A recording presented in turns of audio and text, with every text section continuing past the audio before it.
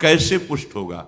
बहुत ध्यान से सुनिए। यदि आप किसी परिस्त्री गमन, बहुत शास्त्रों में बार बार आता है तो आप मान लीजिए, अगर आप परिस्त्री गमन करते हैं तो फिर केवल बातें बना लीजिए, बात समझ में नहीं आएगी आपको। ये अध्यात्म समझ में नहीं आएगा, ऐसे उड़ जाएगा, पकड़ में ही नहीं आएगा। ना स्त्री प्रसंगी आप तो परिस्त्री गमन नहीं करते, पर जिसको मित्र बनाए हुए हैं वो व्यभिचारी परिस्त्री गमन करने वाला है, तो उसके संग से आपका हृदय मलिन हो। श्री शौभरी जी महाराज, संगम त्यजेत मिथुन व्रति नाम मुमुक्ष सर्वात्मना न विसजेत बहिरिंद्रियाणि। ऐ मुमुक्षु, संसार सागर से मुक्त होने की इच्छा रखने वाले उपासक, संगम त्यजेत, संग का त्याग कर दो। किनके? जो केवल मैथुन सुख को ही परम सुख माने हुए हैं। संगम त्यजेत मिथुन व्रति नाम। आप इस संसार से मुक्त होना चाहते हैं, ऐसे लोगों का संग भी त्याग कर दो। ना स्त्री प्रसंगी मिलत यत, तो इदम स्थानम आश्रित्य। कैसे हम आश्रय ले,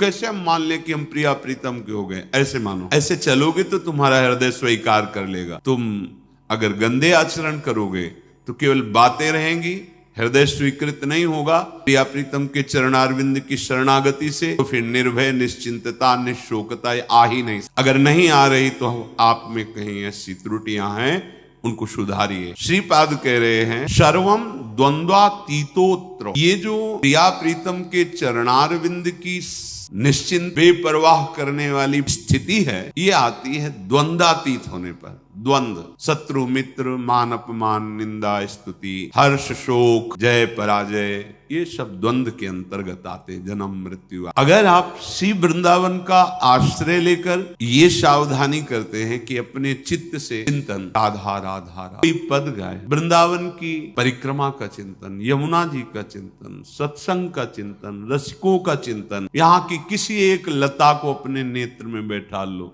रोज उसको प्रणाम करो, मन से आलिंगन करो, दर्शन करो, कहीं भी हो, एक लता आपको प्रिया प्रीतम की प्राप्ति करा देगी। वृंदावन की लता सम कोटि कल्प तरुणा। बड़े भाव, अहो भाव, बात मान लो बस। सच्ची बता, आपका चित्त संसार का चिंतन करता है या प्रभु का? सच्ची बताना, अपने तो घर के ऐसे, उनका संसार का। हम खोपड़ी के बल खड़े होकर समझाएं तो भी समझ, क्यों नहीं समझ में? चित्त का चिंतन संसार का हो रहा है तो हम भगवान को कैसे जान जाए? संसार के चिंतन से रहित जो चित्त होता है उसको जानना नहीं पड़ता, भगवान खुद परिचय दे। कोई जाने जेहि देहु। भगवान क्या है, भगवान कैसे है, भगवान का कैसा ये संसार रूप है, भगवान की कैसी दिव्य लीला है, ये सब स्वयं जगत गुरु भगवान आपके हृदय में बता देंगे। आपका कार्य है एकमात्र भगवान की आज्ञा पालन। भगवान की आज्ञा है मेरा अनन्य चिंतन तुम करो और बेपरवाह, जो तुम्हें कर्तव्य कर्म मिला उसे करो और मेरा नाम जप करो, अनन्य चिंतन करो। मैं योगक्षेम देख लूंगा, मैं तुम्हें संसार समुद्र से पार कर दूंगा, मैं तुम्हारे सारे पाप नष्ट कर दूं। ये भगवान के वचन है। आप ऐसे वृंदावन की एक लता का चिंतन करने से भगवत प्राप्ति हो जाएगी। आप करो, देखो तो। ये लता जानते हो, बड़े बड़े परमहंसों के द्वारा वंदनीय पूज्य जो प्रेम रस में डूबे हुए महापुरुष हैं, वो श्री जी की सेवा के लिए यहाँ खगमृग पशु पंछी लता बने हुए। मलिन नेत्र है इसलिए हम नहीं जान पा रहे। द्वंद्वातीतो, बिना द्वंद्वातीत स्थिति हुए आप प्रभु के आनंद को नहीं प्राप्त। अनुकूल मिला तो हर्षित हो गए, प्रतिकूल हुआ तो शोकित हो गए, जय हुई तो ढोल बज रहे, पराजय हुई तो निराश। एक वही स्थिति है। भगवदानंद जानने के लिए पहले द्वंद्वातीत होना अनिवार्य है। निर्द्वंदो भवति। भगवत चिंतन परायण अंतःकरण में ही ये भागवतिक तत्व का अनुभव होता है। जैसे निर्मल जल, शांत जल तो नीचे की वस्तु दिखाई देती है, ऐसे ही जो आत्म तत्व से प्रकाशित हो रहा है अंतःकरण, उसी के बल से आप वहां तक दृष्टि पहुंच जाएगी जो अपना स्वरूप है, जो मैं है। अध्यात्म को बातों से नहीं जाना, निरंतर चित्त की स्थिति को जहां जानना है वहां लगाना है। संसार से चित्त हटाए बिना प्रभु को जान नहीं सकते, पक्की बात। जानना नहीं पड़ेगा, वो तुम्हारे हृदय में बैठे मिलेंगे। जा ही न चाही कबों कछु, क्योंकि चाह ही चिंतन कराती है संसार का। जब कोई चाह ही नहीं, चिंतन ही नहीं संसार का, न सोचती न कांक्षती, तो ब्रह्मभूता ब्रह्मभूत हो गए। प्रसन्न आत्मा, अखंड प्रसन्नता जागृत हो गई। अंदादि निरपेक्ष भाव से शरीर से भी रहेंगे, इसकी भी कोई परवाह नहीं। चित्त से तभी चिंतन अखंड बने। देह चिंतन, देह के निर्वाह का चिंतन आराध्य देव पर। जो हमें उपासना या कर्म कर्तव्य मिला है उसे दृढ़ता पूर्वक करते हुए भगवत स्मरण परायण, जो मिल जाए भगवत इच्छा से देह पालन हेतु, वो वस्त्र, वो भोजन, विलासिता का भाव अंदर नहीं होना चाहिए। जैसे तो अत्युज्वल भाव आपके हृदय में प्रकाशित हो जाए, एक एक शब्द शब्द। अगर आप ऐसे चलोगे तो जिसकी चाह है वो बात बन गई। कैसे बनेगी? किसी भी स्त्री की तरफ काम भाव से चरणों की तरफ देखो, निकल जाओ। ज्यादा मनमानी करोगे तो ये जीवन व्यर्थ चला जाएगा।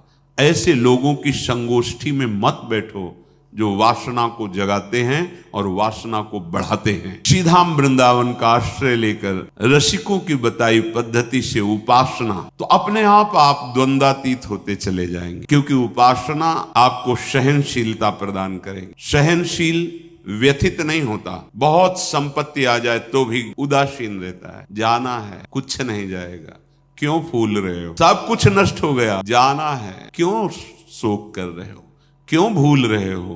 अपने पास तो अक्षुण्ण संपत्ति है, अविनाशी सी श्यामा श्याम, क्यों शोक करते? यहां सब कुछ जाना है। इतना सुंदर विवेक रहता है कि सहनशील महात्मा द्वंद्वातीत हो जाता है। चाहे कोई गृहस्थ में हो, चाहे विरक्त में हो, महात्मा एक स्थिति है का नाम है। जो महात्मा है वो एक स्थिति है, साधुता एक स्थिति का नाम है। जैसे प्रधानमंत्री एक पद है, ऐसे साधुता एक स्थिति का नाम है। वेश मात्र स्थिति, स्थिति जहां कहीं साधु का वर्णन होगा वहां लक्षणों का वर्णन, स्थिति का वर्णन पाया गया है।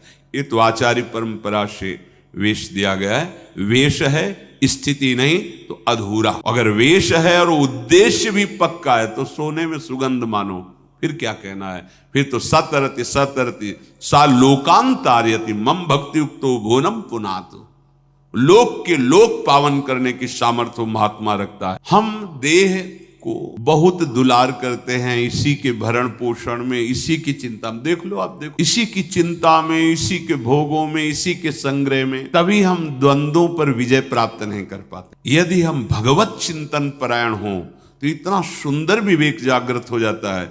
हर द्वंद्व में वो सम रहता है, स्तुति में, प्रशंसा में, निंदा में, अपमान में, चाहे जैसी परिस्थिति। इतना सुंदर विवेक रहता है, वो अपने को बचा लेता है, उसमें फंसने नहीं देता। तो क्या स्थिति आती है?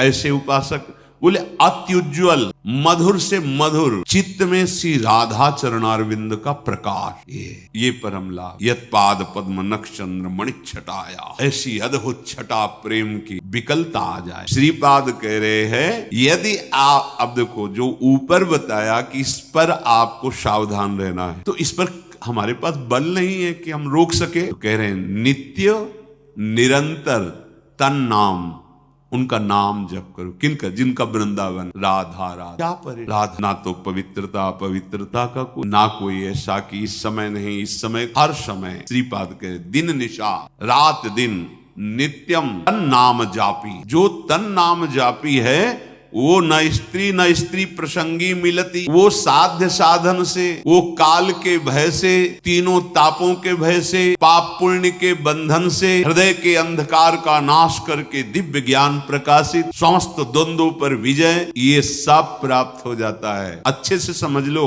वृंदावनांतर्गमय दिन निशा नित्य तन नाम जापी। रात दिन वृंदावन में जिनकी जय घोष होती है, महारानी राधा राधा राधा। लालजू के हृदय का आह्लाद, प्रेम मूर्तिमान शांद्रानंद घन, प्रेम मूर्ति किशोरी, राधा राधा। मान लो सब स्थितियां आपके हृदय में आ जाएंगी। अब बातें केवल करो और नाम जप न करो, धाम चिंतन सत चिंतन न करो, फिर ये स्थिति कहां से आएगी? जहां चिंतन करते हो वही दशा आएगी आपके अंदर। विषयों का चिंतन करते हो तो विषयों की दशा आएगी। विषय नाशवान, परिवर्तनशील, शोक में, दुख में, दुखालयम में दुख ही तो है। तो यही आपको प्राप्त हो रहा है। बचना चाहते हो इससे, और चिंतन करते हो वही जिससे आपको ये दुख प्राप्त हो। चिंतन बदलो, आचरण बदलो, लक्ष्य आपका दृढ़ हो। असत नहीं, असतो मां सद्गम। जो हम असत शरीर असत व्यवहार में है, अब हमारी यात्रा सच्चिदानंद की हो। श्री विदुर जी महाराज धृतराष्ट्र जी को उपदेश करते, हे महाराज धृतराष्ट्र, आंख कान आदि ये 9 द्वार वाला जो देह है, शतोगुण रजोगुण तमोगुण रूपी खंभों से ये स्थित है, अर्थात त्रिगुण के द्वारा ही इसकी रचना हुई। 5 ज्ञानेंद्रियां विषयों को भोगने वाली, परिचय कराने वाली। आत्मा राजा की तरह विराजमान है। इस महल में 9 द्वार वाले राजा की तरह आत्मा विराज। अब मंत्री बड़े बेईमान, गलत सलाह देने। बुद्धि मन ये मंत्रणा का परिकर है। जैसे राजा को लुभायमान करके दस्तखत करवा ले, ऐसे मन बुद्धि हमको बार बार ये भोग लो, ये देख लो, ये खा लो, ये सूंघ लो, ये ऐसा करो, ऐसा बड़ा सुख मिलेगा। हम राजी होते चले गए और हम फंस। अब अपने आप से अपने आप का उद्धार करो, भगवान जो कह रहे हैं। अब होश में हो जाओ, तुम्हारे सलाहकार गलत हैं। जांच कैसे करें? संत सदगुरुदेव की वाणी, शास्त्र वाणी, इससे जांच करो कि हमारे सलाहकार सही सलाह दे रहे हैं या गलत। महाराज यदि तुम ऐसा नहीं करोगे तो तुम्हारा ये पतन करवा देंगे, तुम्हारी बुद्धि, तुम्हारा मन। वही ज्ञानी है जो तत्व से ये बात जानता है कि शरीर एक घर मात्र है, मैं नहीं हूं। ये इंद्रियां सेवक हैं, ये मैं नहीं हूं। ये मन बुद्धि सलाहकार हैं आपके, आप नहीं हैं।